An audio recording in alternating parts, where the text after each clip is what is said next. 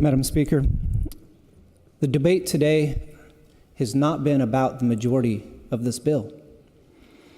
The debate on this topic, on this bill, has not been about whether or not we should give women fantastic access, full access to quality health care. That's not what the debate has been about. This bill puts roughly $9.6 million of taxpayer funds to make sure that women can have quality access to prenatal and postpartum health care. And I'm convinced that there's nobody on this floor that opposes that portion of the bill.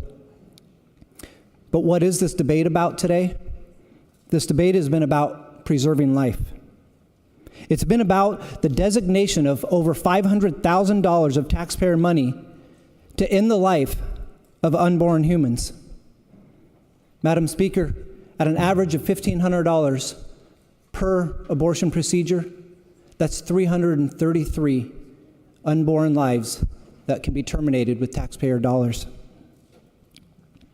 I appreciate the acknowledgement of the good doctor in the Senate when we discussed this bill in the full committee, when she said that we are dealing with two lives here, the life of the mother and the life of the unborn human. Or to deny that is to deny science. Because these little humans, they have a heartbeat 18 days after conception.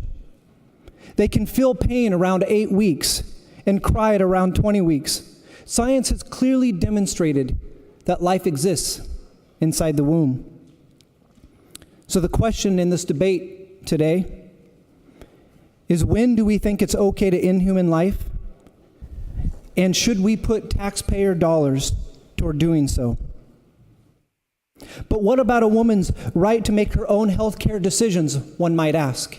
Representative, make sure that your comments are germane to the motion to refer it to committee, please. Yes, Madam Speaker, I'm speaking to the difference on what we need to remove from this bill. I say, what about every human having a right to choose to live a full life that is not ended prematurely by someone else, and whether or not we should be paying for that? That's the portion of the bill that needs to come out. Madam Speaker, don't we pride ourselves in this building about protecting those who are most vulnerable to society, to harm done by society? Madam Speaker, recently on this floor we had people stand up and protest the idea that someone here might impose morality on them. So I say, let's send this back to committee and take out the controversial portion that is the moral controversy in this bill. Many have asked why we are so upset about this portion of the bill, why we get so passionate about this. Madam Speaker, to help you understand how I feel right now about this portion of the bill, please imagine if somebody had rounded up 333 children randomly in our state and brought those children into this room and said that they were going to terminate their life prematurely using taxpayer dollars. If that idea, if imagining that causes you to burn inside your chest and rage to come up through your neck, that is how I feel about this portion of the bill that we are putting in here, that we don't have to have in here, Madam Speaker.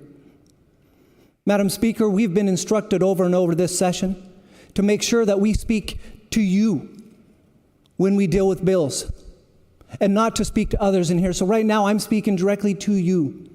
Madam Speaker, you are the one person in this building, one person in this chamber who has the sole power to put an end to this bill, to send it back and remove the controversial piece. We can send this back. We have that choice. We can choose to refer this back to committee, take out the controversial part about taxpayer dollars ending at least 333 lives of unborn humans. We can do that, Madam Speaker, and I plead with you, please, please, please do that. Please choose wisely. Thank you, Representative. Further discussion. Representative Stark. Madam Speaker, to the bill. To the bill. Madam Speaker, a couple years ago, I was asked to MC a community event that was a community memorial. And I expected when I showed up, I thought it was about people who had lost their children during pregnancy, or about those who had lost a child shortly after giving birth. And that's what I went there for, and there was plenty of that. There were hundreds of women who showed up, hundreds of people who showed up to mourn together and comfort one another. What really rattled me was the number of women that showed up mourning that they had had an abortion, weeping. And they shared those stories with me, one after another after another. And it breaks my heart every time I think of that. And I don't think that we as a state should be putting money toward that sort of regret. Please vote no.